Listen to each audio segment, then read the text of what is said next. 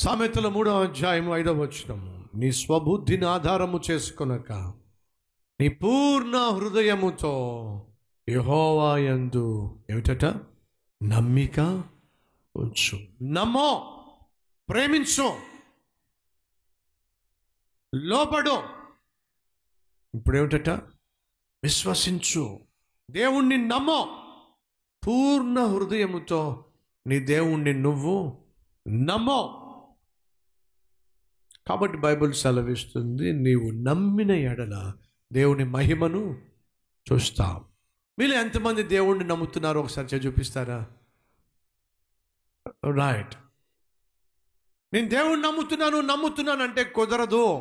నువ్వు నిజంగా నమ్మినట్లయితే అసాధ్యాలను ఏం చేస్తావు? సాధ్యం చేస్తావు. ఈరోజు మనలో చాలామంది జీవితాలు అసాధ్యాలుగా ఉండిపోయినాయి. మీ అందరికీ తెలిసిన ఒక అసాధ్యం మన జీవితాల్లో సాధ్యమైంది. ఏంటో చెప్పండి. అక్టోబర్ నెలలో నేను ప్రార్థన చేస్తూ ఉంటే దేవుడు నాతో మాట్లాడాడు. నువ్వు నమ్మినట్లయితే ప్రపంచంలోనే ఒకనొక అతిపెద్ద మందిరాన్ని 52 రోజుల్లో కడతాను, నువ్వు నమ్ముతావా అని అడిగితే అప్పటిదాకా నేను చిన్న గుడిసు కూడా కట్టలా.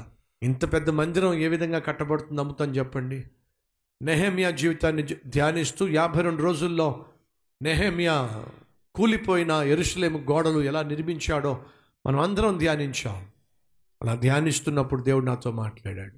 నువ్వు నమ్మినట్లయితే నెహెమ్యాను ఎలా బలపరిచి యెరూషలేము గోడలను తిరిగి 52 రోజుల్లో నిర్మించానో ఒక అద్భుతమైన మందిరాన్ని, పెద్ద మందిరాన్ని 52 రోజుల్లో కడతాను అని అంటే, పెద్ద మందిరం అంటున్నాడు దేవుడు అని చెప్పి ఇంటర్నెట్లో కూర్చుని కొట్టుకుంటూ కూర్చున్నా. పెద్ద మందిరం అంటే ఎక్కడుంది, పెద్ద మందిరం అంటే ఎక్కడ ఉంది. అప్పుడు నాకు కనిపించింది పాల్ యాంగిచో గారి మందిరం. అది చూస్తే 12,000. ఆ తర్వాత నాకు కనిపించింది అమెరికాలో జోయల్ ఆస్టిన్ గారి మందిరం. అదేమో 16,800 మంది. ఇప్పుడు పెద్ద మందిరం అంటే 10,000 కాదు, 6,000 కాదు, 15,000 కాదు, ఖచ్చితంగా ఎంత ఉండాలి చెప్పండి? 16,000 కంటే ఎక్కువ కావాలి. అప్పుడు ఆలోచన చేసి, సరే పెద్ద మందిరం అంటే 18,000, ఎందుకంటే 16,000 కన్నా ఎక్కువ కాబట్టి 18,000 అని చెప్పి ఒక నిర్ణయానికి వచ్చాను. 18,000 మంది పట్టే ఇప్పుడు మీరు కూర్చున్నటువంటి మందిరం 52 రోజుల్లో సాధ్యమంటారా? అసాధ్యం. కానీ నవంబర్ 11వ తారీఖున నేను ఎక్కడ నిలబడ్డానో మీకు తెలుసా? ఎగ్జాక్ట్గా నవంబర్ 11వ తారీఖున పునాది వేసినటువంటి స్థలం పైన నేను నిలబడి ఈరోజు వాక్యం చెప్తున్నాను. మీ అందరికీ అనౌన్స్ చేశాను. దేవుడు నాకు చెప్పాడు 52 రోజుల్లో అతిపెద్ద మందిరాన్ని నిర్మిస్తానని చెప్పి. నేను విశ్వసిస్తున్నాను, నమ్ముతున్నాను. మీరు నమ్ముతున్నారా? అందరూ చేయి చూపించారు. మీరు నమ్ముతున్నట్లయితే రండి, చెయ్యి కలపండి. ప్రపంచంలో ఇప్పటి వరకు ఎప్పుడు ఎక్కడ జరిగిన ఒక అసాధ్యాన్ని దేవుడు మన మధ్య సాధ్యపరచబోతున్నాడు. అలా నమ్మడం ఎలా సాధ్యమైంది? ఆయన నా తండ్రి కాబట్టి అది సాధ్యమైంది. ఇది కట్టబడిందా లేదా? జనవరి 1వ తారీఖున మన మందిరంలోకి మనం రాగలిగాం, దేవుణ్ణి ఆరాధించగలిగాం. సాధ్యమైంది. 52 రోజుల్లో అద్భుతమైన మందిరం నిర్మించబడింది. ప్రపంచ చరిత్రలో ఎక్కడ ఎప్పుడు ఎవరు కూడా మందిరాన్ని 52 రోజుల్లో నిర్మించాల. అసాధ్యాన్ని దేవుడు సాధ్యపరిచాడు. కారణం తెలుసా? హృదయపూర్వకంగా నమ్మడాన్ని బట్టి. పూర్ణ హృదయంతో ప్రేమించాలి దేవుణ్ణి. పూర్ణ హృదయంతో దేవుని మాటకు లోబడాలి. పూర్ణ హృదయంతో దేవుణ్ణి ఏమిటట విశ్వసించాలి. ఇర్మియా 29:13 వచనం చదువుతున్నాను. మీరు నన్ను వెదకిన ఎడల, పూర్ణ హృదయముతో నన్ను గూర్చి విచారణ చేసిన ఎడల మీరు నన్ను కనుగొందురు. నన్ను నేను మీకు ఏమిటట కనపరచెదను. ప్రార్థన చేస్తే, నన్ను కనుక్కోవాలి అని మీరు ఆశిస్తే పూర్ణ హృదయముతో ప్రార్థించండి. ఎలా ప్రార్థించాలి? పూర్ణ హృదయముతో ప్రార్థించండి. మనలో కొంతమంది వచ్చి బ్రదర్ ప్రార్థన చేయాలని అనుకున్న వెంటనే ఆవలింతలు వచ్చేస్తాయి. ఎందుకని? పూర్ణ హృదయం. ఎందుకని? పూర్ణ హృదయం. మరి సినిమా చూస్తే నిద్ర రాదు, సీరియళ్ళు చూస్తే నిద్ర రాదు, సాంగ్స్ చూస్తే నిద్ర రాదు, సెల్ ఫోన్లో మాట్లాడుతూ ఉంటే నిద్ర రాదు. ఒకసారి ఆలోచించండి.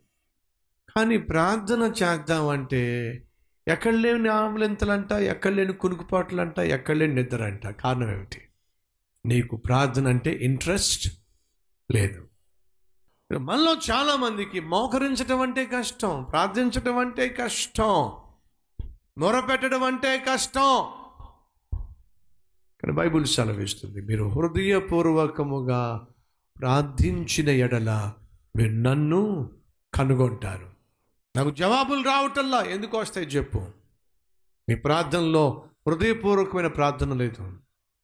నువ్వు అడుగుతున్నప్పుడు హృదయపూర్వకంగా అడగటం లేదు. తమ్ముడు చచ్చిపోయాడు, కుటుంబంలో కష్టం వచ్చేసింది, కుటుంబంలో మరణం దాపురించింది, యేసుక్రీస్తు కబురు పెడితే ఆయన రాలేదు. 4 రోజుల తర్వాత యేసయ్య బేతనీ గ్రామంలో అడుగు పెట్టాడు. మార్త పరుగును వెళ్ళి, యేసయ్యా బోధకుడా, నువ్వు ఇక్కడ ఉండిన ఎడల మా తమ్ముడు, మా సహోదరుడు చచ్చిపోయేవాడు కాదు. అప్పుడు యేసు అన్న మాట ఏమిటంటే, అమ్మా నీ సహోదరుడు మరణించాడు, అయినను తిరిగి లేస్తాడు. యేసు ఏమన్నాడు? చచ్చిపోయినా సరే తిరిగి లేస్తాడు, నమ్ముతున్నావా అని అంటే, నువ్వు రాబోవుచున్న దేవుని కుమారుడు అయిన క్రీస్తు అని నమ్ముచున్నావు. రాబోతున్న క్రీస్తు ఏమిటి? వచ్చేసాడు ఆయన. అధిక ప్రసంగం. కష్టంలో ఉంది, కన్నీటి లోయ గుండా వెళుతుంది, దుఃఖము దాపరించింది, రక్షించగలిగిన అద్భుతం చేయగలిగిన యేసయ్య అక్కడికి వస్తే అడుక్కోవడం చేతగాల, ప్రార్థించడం చేతగాల, ఓహో మాట్లాడుతూ ఉంది. యేసయ్య దగ్గరకు వచ్చి తనకున్న కష్టాన్ని చెప్పుకోవడం చేత కాదు. ఈ కబుర్లు చెప్తూ ఉంటే ఈ లోపట ఎవరో మరియకు చెప్పారట యేసయ్య వచ్చాడని చెప్పి పరుగున వచ్చేసిందండి. యేసయ్య దగ్గర రావడం ఆలస్యం, మాంతంగా పాదాల మీద పడిపోయిందండి, కన్నీళ్లు కార్చిందండి. మీకు ఏదైనా కష్టం వచ్చినప్పుడు, మీరు ఎవరినైనా హృదయపూర్వకంగా నమ్మినప్పుడు, హృదయపూర్వకంగా నమ్మిన వ్యక్తి దగ్గరకు వెళ్ళి మీ కష్టాన్ని చెప్పుకుంటున్నప్పుడు మీకు తెలియకుండా మీ కళ్ళల్లోంచి కన్నీళ్ళు వస్తాయి. ఎందుకని? ఆ వ్యక్తిని మీరు ప్రేమించారు, ఆ వ్యక్తిని మీరు నమ్మారు కాబట్టి, ప్రేమించారు కాబట్టి, మీకు ఏదైనా కష్టం వచ్చినప్పుడు హృదయపూర్వకంగా చెప్పుకుంటున్నప్పుడు మీకు తెలియకుండానే కన్నీళ్ళు వచ్చేస్తాయి. మరియా యేసయ్యను నమ్మిందండి, హృదయపూర్వకంగా నమ్మిందండి, హృదయపూర్వకంగా ప్రేమించిందండి, హృదయపూర్వకంగా వచ్చి ఆయన పాదాల మీద పడి, యేసయ్యా నువ్వు ఇక్కడ ఉండిన ఎడల ఆ సహోదరుడు చచ్చిపోకుండా ఉండేవాడయ్యా. ఏడ్చేసింది. హృదయపూర్వకంగా తన కష్టాన్ని, తన దుఃఖాన్ని యేసయ్య పాదాల మీద పడి చెప్పుకుంది. ఆమె ఏడుస్తూ ఉంటే యేసయ్య తట్టుకోలేక యేసయ్య కూడా ఏడ్చేశాడట.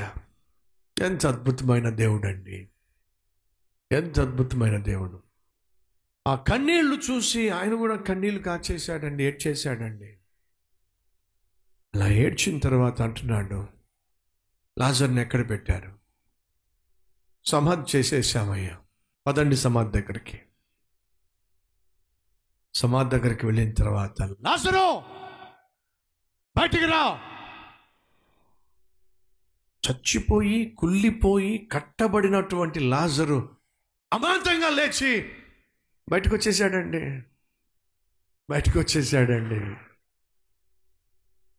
మన దేవుడు అసాధ్యాలను సాధ్యపరిచేవాడు. అందరి ద్వారా కాదు, అందరి కొరకు కాదు. ఎవరి కొరకు? హృదయపూర్వకముగా తనకు ప్రార్థన చేసేవారి కొరకు. మార్త యేసయ్యతో మాట్లాడింది కానీ జవాబు రాలా. మరియా కన్నీళ్లతో యేసయ్యతో మాట్లాడింది, ఆశ్చర్య కార్యాన్ని కళ్ళారా చూసింది.